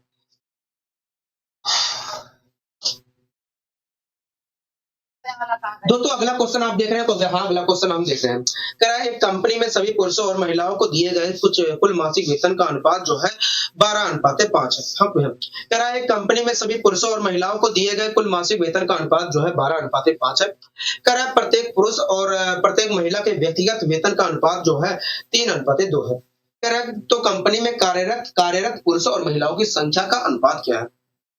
दोस्तों ये क्वेश्चन आपको इसलिए दिया गया है, दोस्तों ये क्वेश्चन मैंने इसलिए रखा है क्योंकि जो अगला आने वाला क्वेश्चन है इस कॉन्सेप्ट का प्रयोग अगले क्वेश्चन में होगा, इसलिए मैंने इस क्वेश्चन को यहाँ पर रख दिया जिससे सारी चीजें क्लियर हो जाए। ठीक है, कोई दिक्कत कोई परेशानी नहीं, हमें कोई दिक्कत कोई परेशानी नहीं है। दोस्तों एक कंपनी थी उसमें सभी पुरुषों और महिलाओं को, दोस्तों एक कंपनी थी उसमें जितने पुरुष थे और जितनी महिलाएं थी उनको प्राप्त वेतन का जो अनुपात था वो 12:5 था। 12:5। मतलब क्या है को इसका मतलब यही है कि कंपनी में सभी पुरुषों को कुल मिलाकर 12 यूनिट पैसा मिला था। हाँ तो हाँ ठीक है, दोस्तों एक कंपनी थी दोस्तों उस कंपनी में सभी पुरुषों और महिलाओं को दिए गए कुल मासिक वेतन का अनुपात 12:5 था। इसका मतलब यही है कि यदि सभी पुरुषों को कुल मिलाकर 12 यूनिट पैसा मिला था तो सभी महिलाओं को, कंपनी के सभी महिलाओं को कुल मिलाकर 5 यूनिट पैसा मिला था। कंपनी के सभी महिलाओं को कुल मिलाकर 5 यूनिट पैसा मिला। कोई दिक्कत कोई परेशानी को नहीं, हमें कोई दिक्कत कोई परेशानी नहीं है। ठीक है, दोस्तों इसी प्रकार कह रहा है प्रत्येक पुरुष और प्रत्येक महिला के व्यक्तिगत वेतन का अनुपात जो है, कह रहा है कि प्रत्येक पुरुष और प्रत्येक महिला के व्यक्तिगत वेतन का अनुपात जो है 3:2 है। मतलब क्या है, मतलब यही है कि यदि प्रत्येक पुरुष को कुल मिलाकर 3 यूनिट पैसे मिल रहे हैं तो प्रत्येक महिला को कुल मिलाकर 2 यूनिट पैसे मिल रहे हैं। हाँ ठीक है, कोई दिक्कत कोई परेशानी होगी, हमें कोई दिक्कत कोई परेशानी नहीं है।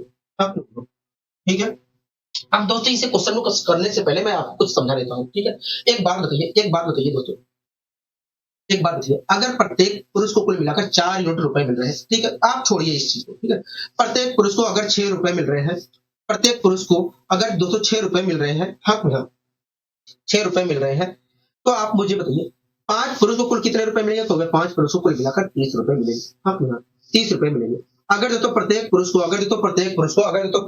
6 रुपए मिल रहे हैं तो 5 पुरुष को कितने रुपए मिलेंगे? तो 5 पुरुष को वास्तव में 30 रुपए मिलेंगे। हाँ भैया, ठीक है, कोई दिक्कत कोई परेशानी नहीं, हमें कोई दिक्कत कोई परेशानी नहीं। मतलब देखा जाए तो जितने भी पुरुष हैं उन सभी को कुल मिलाकर 30 रुपए प्राप्त होंगे। हाँ भैया, तो ये 30 कब आया है? देखिए ये 30 हमें तब प्राप्त हुआ है जब प्रत्येक व्यक्ति को मिलने वाली मजदूरी को सभी व्यक्तियों की संख्या से मल्टीप्लाई कर दिया तो ये 30 रुपए हमें मिले। 30 रुपए मिला है।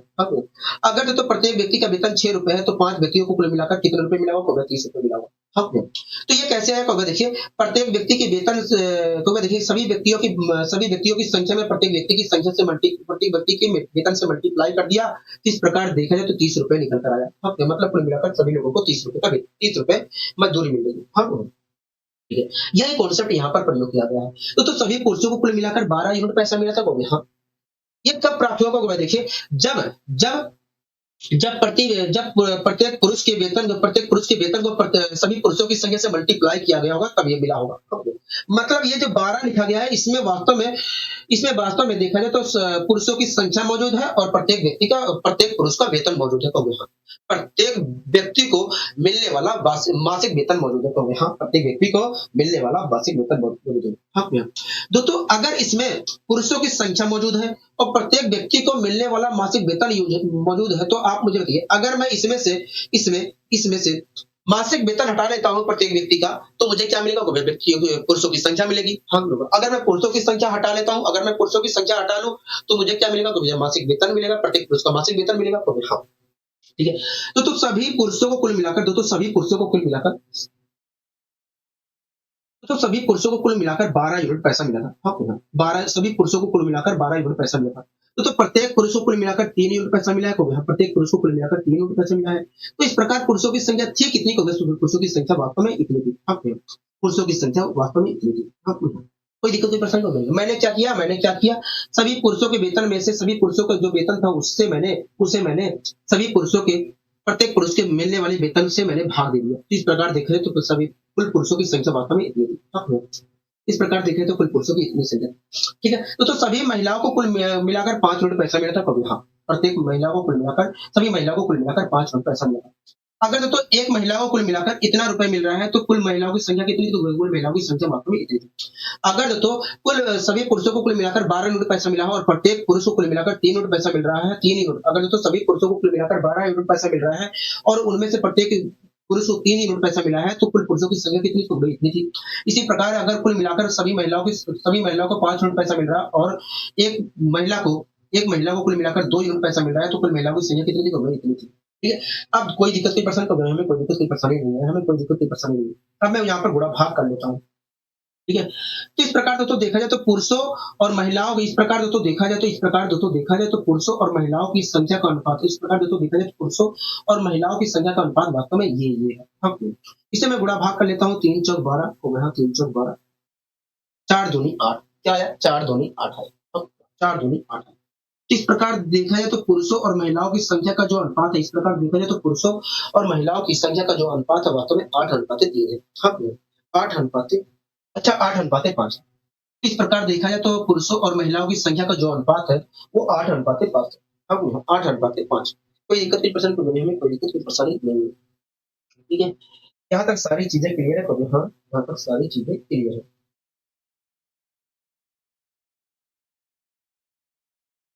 अब अगला क्वेश्चन देख लेते हैं। कह रहा है कि एक संस्थान में सभी पुरुषों और महिलाओं को दिए गए वेतन का अनुपात 2:21:10 है। हाँ, कह रहा है यदि प्रत्येक पुरुष और प्रत्येक महिला के व्यक्तिगत वेतन का अनुपात 3:2 है, तो संस्थान में पुरुषों और महिलाओं की संख्या का अनुपात क्या है? हाँ, तो एक संस्थान था, उसमें सभी पुरुषों और महिलाओं को दिए गए वेतन का अनुपात था वास्तव में 21:10। हाँ, इसका मतलब यही है कि यदि पुरुषों को कुल मिलाकर 21 यूनिट रुपए दिया गया था, 21 यूनिट रुपए दिया गया था, तो सभी महिलाओं को कुल मिलाकर 10 यूनिट पैसा दिया गया था। 10 यूनिट पैसा दिया गया था। ठीक है। दोस्तों पुरुषों और महिलाओं को दिए गए वेतन का अनुपात जो है 21:10 है। इसका मतलब यही है कि यदि सभी पुरुषों को कुल मिलाकर 21 यूनिट पैसा दिया गया था, तो सभी महिलाओं को कुल मिलाकर 10 यूनिट पैसा दिया गया था।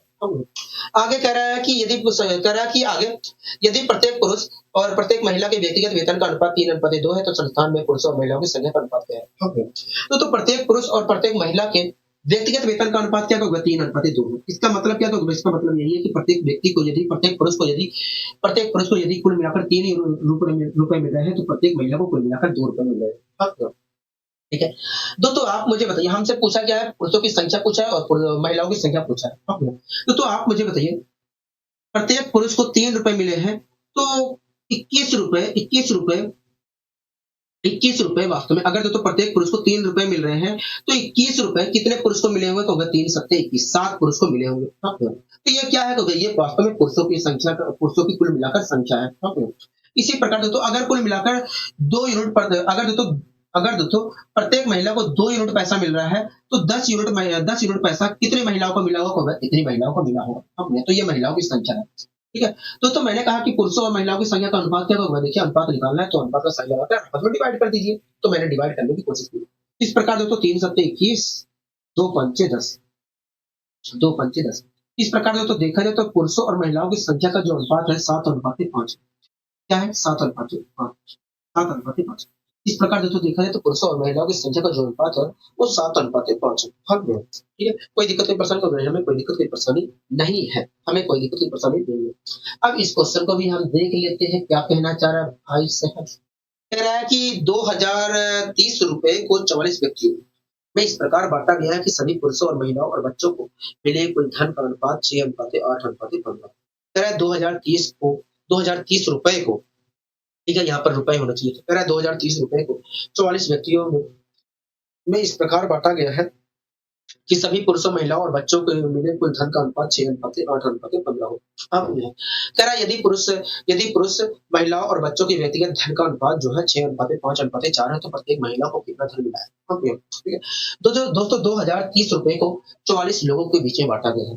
जिससे पुरुष थे, महिला थे और बच्चे थे। मतलब पुरुषों और महिलाओं और बच्चों के बीच में बाँटा गया है 2030 रुपए। अब ठीक है।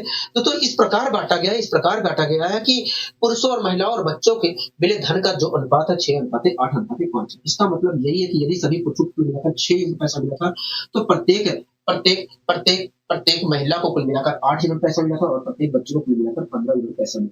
हाँ, इस प्रकार देखा जाए तो इसका मतलब यही है। अगर तो सभी पुरुषों, महिलाओं और बच्चों के मिले धन का अनुपात 6:8:15 है, तो इसका मतलब यही है कि यदि सभी पुरुषों को 6 रुपए पैसा मिला है, तो प्रत्येक महिला को 8 नहीं, तो इसका मतलब यही है कि यदि सभी पुरुषों को 6 रुपए पैसा मिला है, तो सभी औरतों को 8 यूनिट पैसा मिला है और सभी बच्चों को 15 यूनिट पैसा मिला है। ओके, ठीक है। हमसे क्या कह रहा है? क्योंकि हमसे आगे कह रहा है कि यदि प्रत्येक पुरुष और प्रत्येक महिला और प्रत्येक बच्चे के व्यक्तिगत धन का अनुपात 6:5:4 है, तो प्रत्येक महिला को कितना धन मिला है? ओके।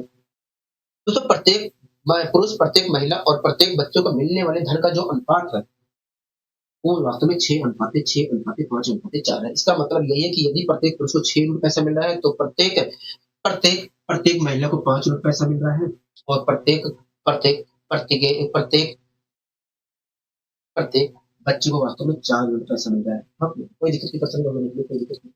हमें यहाँ तक कोई दिक्कत की परेशानी नहीं है। हमें यहाँ तक कोई दिक्कत कोई परेशानी नहीं है। हमें कोई दिक्कत की परेशानी नहीं है। मैंने कहा ठीक है। एक बात बताइए दोस्तों प्रत्येक पुरुष को वास्तव में 6 यूनिट पैसा मिल रहा है और प्रत्येक महिला को 5 यूनिट पैसा मिल रहा है और प्रत्येक वास्तव में बच्चों को 4 यूनिट पैसा मिल रहा है। हाँ, बिल्कुल, ठीक है। दोस्तों एक बात बताइए, कुल मिलाकर सभी पुरुषों को 6 यूनिट पैसा मिल रहा है। हाँ, बिल्कुल। दोस्तों अगर कुल मिलाकर प्रत्येक पुरुष को 6 यूनिट पैसा मिल रहा है, तो 6 यूनिट पैसा कितने व्यक्तियों को मिला होगा, कितने पुरुषों को मिला होगा? तो देखिए, मैंने कहा कि अगर अगर वास्तव में प्रत्येक प्रत्येक पुरुष को 6 यूनिट पैसा मिल रहा है, तो 6 यूनिट पैसा 6 यूनिट पैसा कितने पुरुषों को मिला होगा? इतने पुरुषों को मिला होगा। मतलब पुरुषों की संख्या वास्तव में इतनी है। हाँ, बिल्कुल। इसी प्रकार दोस्तों सभी महिलाओं को इतना रुपए मिला है और प्रत्येक महिला को इतना रुपए मिला है। हाँ, बिल्कुल। अगर दोस्तों प्रत्येक महिला को 5 यूनिट पैसा मिल रहा है, तो 8 यूनिट पैसा कितने महिलाओं को मिला होगा? इतनी महिलाओं को मिला होगा। मतलब महिलाओं की संख्या ये थी। हाँ, बिल्कुल। इसी प्रकार दोस्तों अगर प्रत्येक बच्चे को इतना रुपए मिल रहा है, तो इतना रुपए कितने बच्चों को मिला होगा? इतना रुपए मिला होगा। मतलब बच्चों की संख्या ये थी। बच्चों की संख्या ये थी। तो सभी पुरुषों की संख्या ये थी और सभी महिलाओं की संख्या ये थी और सभी बच्चों की संख्या ये थी। मैंने कहा कि पुरुषों और महिला और बच्चों की संख्या का अनुपात क्या करना है? अनुपात निकालना है, तो आप अनुपातिक साइन लगाकर उसके बाद पूरा भाग कर लीजिए। अब मैंने इससे इससे डिवाइड किया, निकाल लिया। अब एक आ गया। डिवाइड तो होगा नहीं, तो हाँ। अब अगर मैं एलसीएम लेता हूँ, इन तीनों का मुझे एलसीएम लेना पड़ेगा, तो हाँ। अगर मुझे वास्तव में बताना है कि पुरुषों, महिला और बच्चों की संख्या का अनुपात क्या है, तो मुझे नीचे जो लिखा है उनका एलसीएम लेना। हाँ, ठीक है। तो 5 चौक 20 आया। एक से मैंने 20 को डिवाइड करूंगा तो 20 आएगा, 20 के ऊपर मल्टीप्लाई करूंगा तो 20 आएगा। ठीक है? कोई दिक्कत की प्रश्न नहीं है। 5 से डिवाइड करूंगा 4 8 32, यहाँ पर 32 आएगा। 4 5 20 15 25 75 आएगा। क्या आया? 75 आएगा। ठीक है, कोई दिक्कत की परेशानी को हमें यहाँ तक कोई दिक्कत की परेशानी नहीं है। हमें यहाँ तक कोई दिक्कत की परेशानी नहीं है।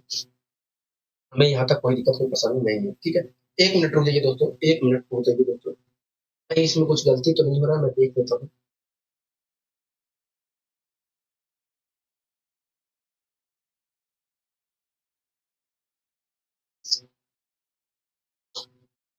हो सकता है डेटा में गलती हो रहा हो।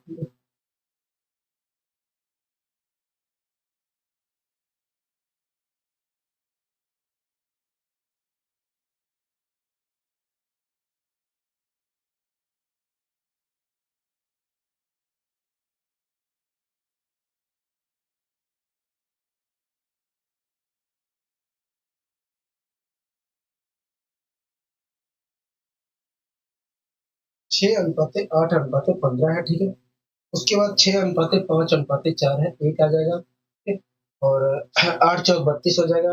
अब 15/75 हो जाएगा। यहाँ पर तो सही दिखा रहा है। 1 मिनट रुक जाइए और मैं दूसरी जगह देख लेता हूँ।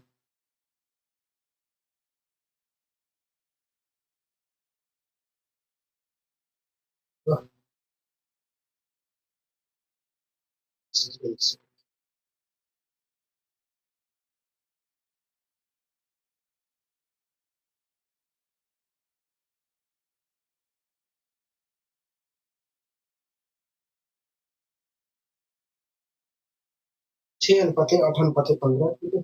6:5:4, 2030, ठीक है।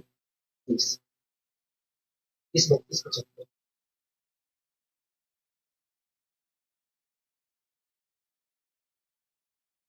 30,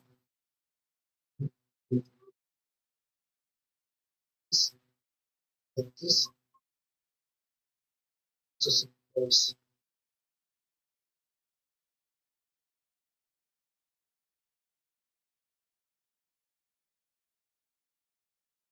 यहाँ तक दोस्तों आपको समझ में आया कहोगे हाँ।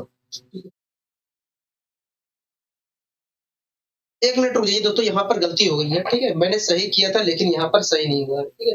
एक चीज यहाँ पर सही कर लीजिए। यहाँ पर 3, यहाँ पर 2, यहाँ पर 3 होना चाहिए, ठीक है। यहाँ पर बदलाव किया गया था लेकिन बदलाव नहीं हुआ है, ठीक है। मतलब ये है कि प्रत्येक पुरुष और प्रत्येक महिला और प्रत्येक बच्चे को व्यक्तिगत धन का जो अनुपात है वो वास्तव में 3:2:3 है, ठीक है। यहाँ पर भी तब बदलाव हुआ कहोगे हाँ। मैं सही कर दे रहा हूँ, ठीक है, घबराना नहीं है।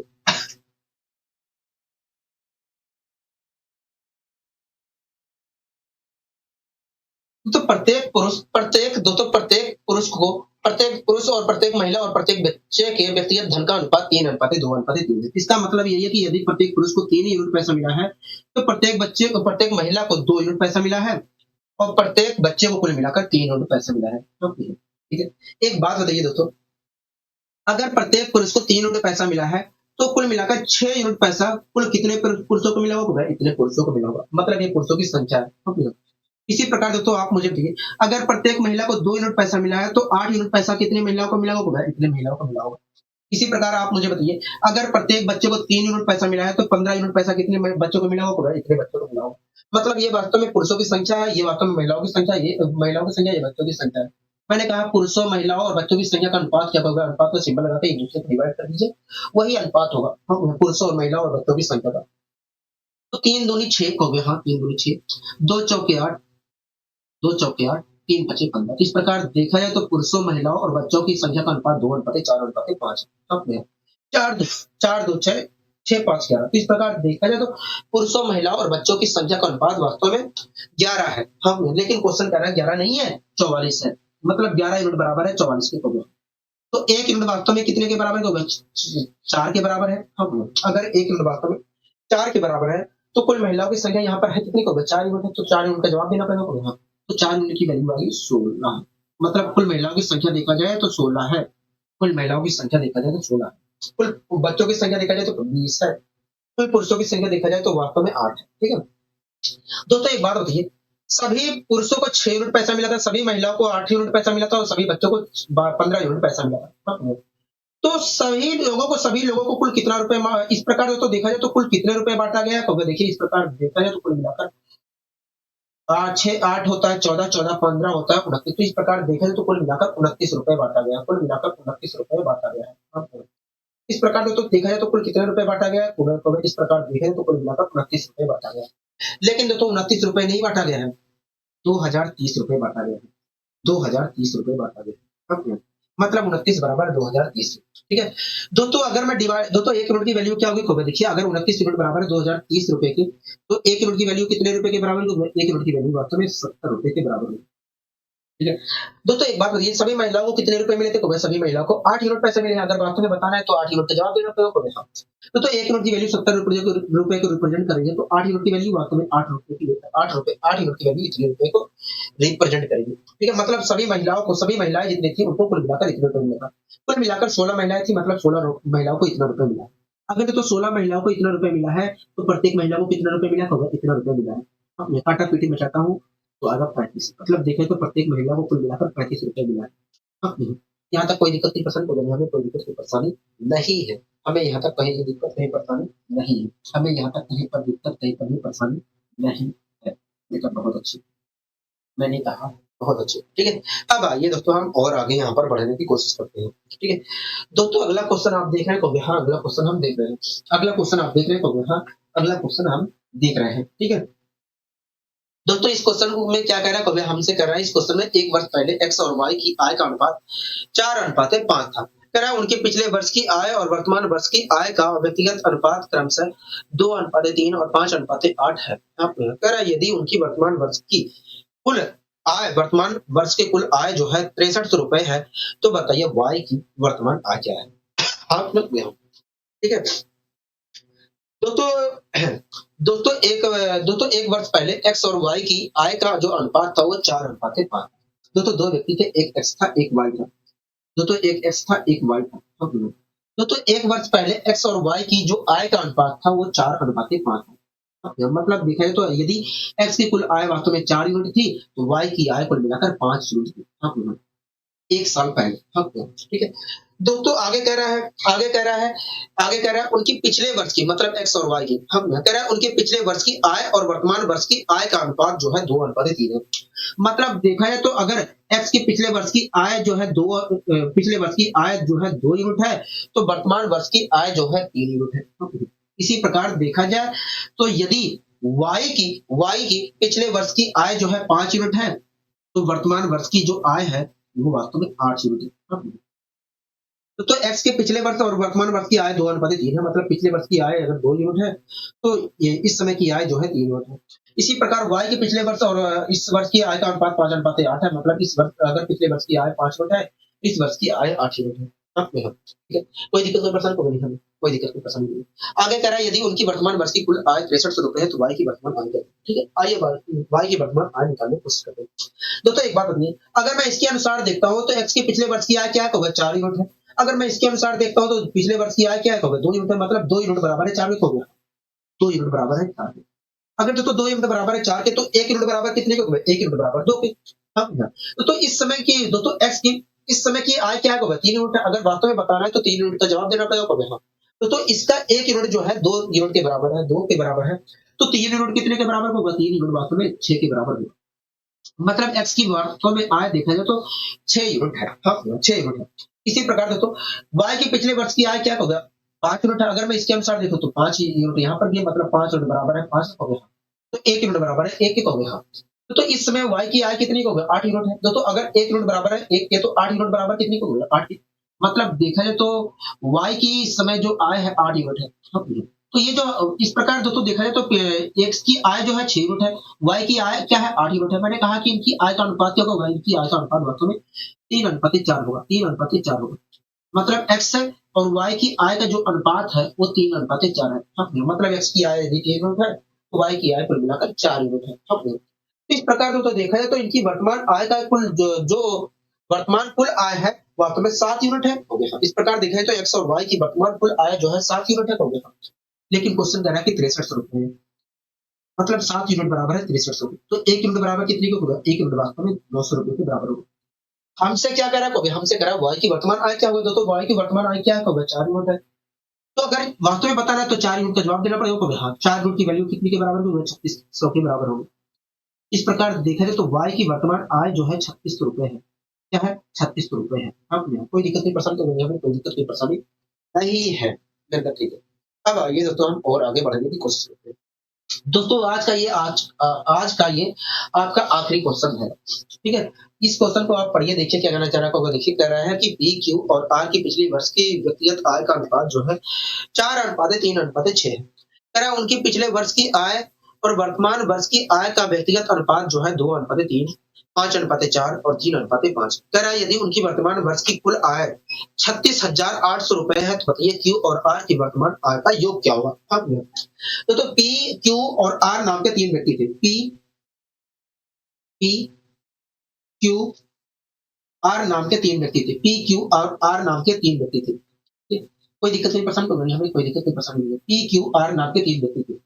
तो पी क्यू और आर की जो पिछले वर्ष की आय का अनुपात था वो 4:3:6 था।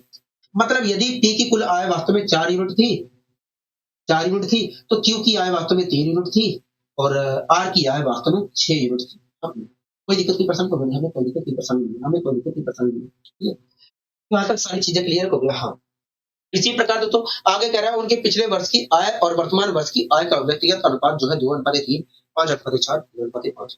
मतलब पी की पिछले वर्ष और इस वर्ष की आय का जो अनुपात है 2:3 है। हाँ, इसका मतलब यही है कि यदि पी की पिछले वर्ष की आय 2 यूनिट थी तो वर्तमान वर्ष की आय जो है 3 यूनिट है। ठीक है। इसी प्रकार दोस्तों क्यू की पिछले वर्ष और इस वर्ष की आय का अनुपात 5:4 है।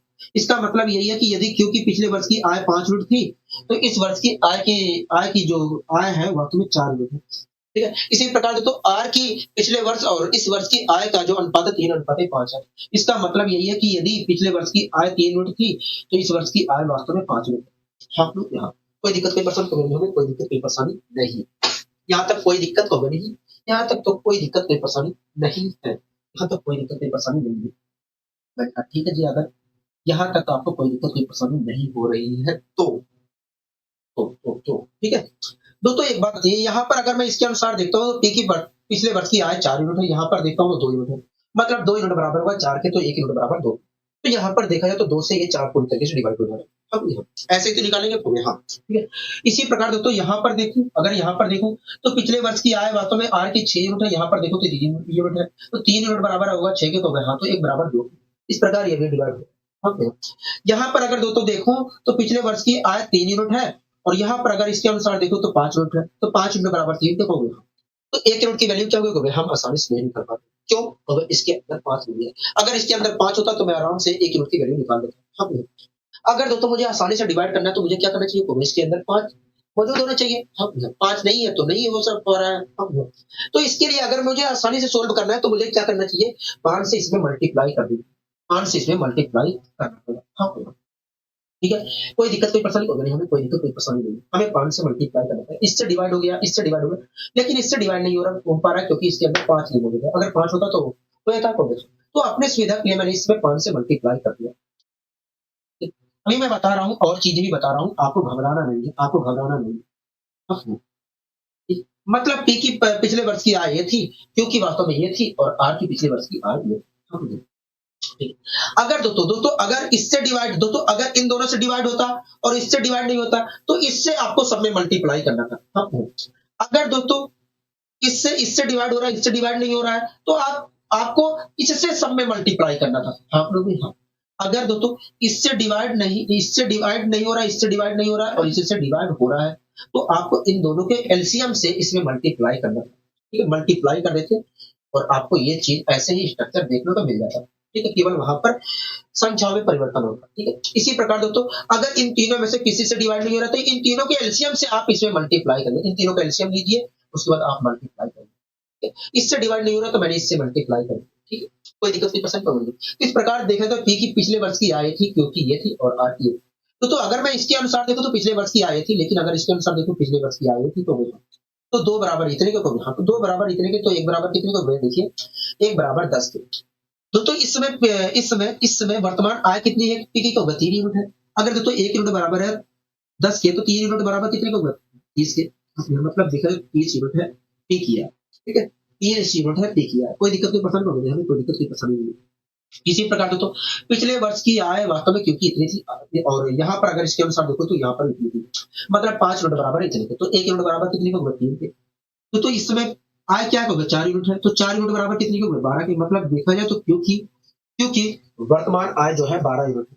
ठीक है, इसी प्रकार यहाँ पर तो अगर मैं आर की आय देखूं, पिछले वर्ष की आय देखूं तो इतनी है, यहाँ पर देखो तो इतनी है, मतलब 3 यूनिट बराबर है इतने के। तो 1 यूनिट बराबर 10 के तो 5 यूनिट बराबर कितने के? 5 यूनिट बराबर 50 के। मतलब देखा जाए तो आर की वर्तमान आय जो है 50 यूनिट है।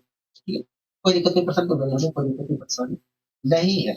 हमें यहाँ तक कोई दिक्कत कोई परेशानी नहीं है। हमें कोई दिक्कत कोई परेशानी आप अनुपाती दोस्तों पिछले वर्ष दोस्तों इस समय दोस्तों पी की वर्तमान आय वास्तव में 30 यूनिट है, क्योंकि आय इतनी है और आर की इतनी है।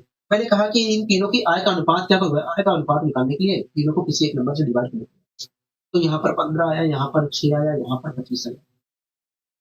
15 6 इस प्रकार देखा है तो तीनों इस प्रकार देखा जाए तो तीनों व्यक्तियों की आय का अनुपात 15:6:25 हुआ। ठीक है, यहाँ तक कोई दिक्कत कोई परेशानी तो हमें कोई दिक्कत कोई परेशानी नहीं है। हमें यहाँ तक कोई दिक्कत कोई परेशानी नहीं है। हमें यहाँ तक कोई दिक्कत कोई परेशानी नहीं है। ठीक है, सारी चीजें क्लियर हो गई है कब? यहाँ सारी चीजें क्लियर हो गई, 3×6 = 50। ये सारी चीजें क्लियर हो गई हो हाँ। तो पी की आय वास्तव में इतनी है, क्यू की आय वास्तव में इतनी है, आर की वास्तव में आय इतनी है। तो तीनों की आय कुल कितनी है? को देखिए 15 6 होता है 21। तो वह देखिए 6 5 11, 11 5 होता है, 11 5 होता है 16 के 6 बनकर, ठीक है। तो वह देखा जाए तो एक एक एक है, दो तीन, तीन दो पाँच छह पाँच, हाँ। तो वह 15 6 होता है 21, एक मिनट होगी, 15 6 होता है 21, 21 में 25 जोड़ूंगा तो आएगा 46। क्या होता है? 46, ठीक है। तो इस प्रकार देखा जाए तो तीनों की कुल आय कितनी थी? 46। तीनों की कुल आय कितनी थी? 46। आप मेरी मदद सहमत होंगे? हाँ। लेकिन दोस्तों कुल आय 46 नहीं थी, कुल आय 46 यूनिट नहीं थी, 36,800, मतलब 46 यूनिट के बराबर 36,800, 36,800। तो एक यूनिट की वैल्यू कितने रुपए के बराबर हुआ? देखिए अगर मैं 8 से मल्टीप्लाई करता हूँ, देखिए 8 से 46 से 3068 जो है 8 बार में डिवाइड हो जाएगा, तो एक यूनिट की वैल्यू वास्तव में 800 रुपए की बराबर होगी, 800 रुपए की बराबर होगी। हमसे पूछा क्या था? तो हमसे कहा था क्यू और आर की, क्यू और आर की, क्यू और आर की, क्यू और हमसे क्या पूछा था? कभी हमसे कह रहा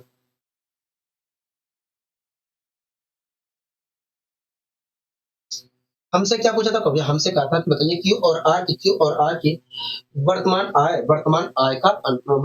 का योग क्या होगा? दोस्तों अगर मैं देखूं तो क्यू और आर की वर्तमान आय कितनी होगी? 31 यूनिट है। अगर वास्तव में बताना है तो 31 यूनिट का जवाब देना है। ओके। तो एक एक यूनिट जो है 800 रुपए को रिप्रेजेंट करेंगे तो 31 यूनिट करेंगे हो गया, तो मल्टीप्लाई कर दीजिए। 8 गुना 8 8 में 24, इस प्रकार आया 24,800। मतलब देखा जाए तो क्यू और आर की आय का योग जो है 24,800 रुपए है। क्या है? 24,800 रुपए। बताइए यहाँ तक कोई दिक्कत की परेशानी? तो गणित में कोई दिक्कत की परेशानी नहीं है। आशा करता हूँ तो ये सारी चीजें अच्छी तरीके से समझ में आई होंगी, ठीक है। तो आशा करता हूँ आज की सारी चीजें आपको अच्छी तरीके से समझ में आई होंगी, ठीक है। तो आज के लिए बस इतना ही रखते हैं, मिलेंगे कल इसी ऊर्जा और इसी उत्साह के साथ। दीजिए आज के लिए इजाजत। नमस्कार।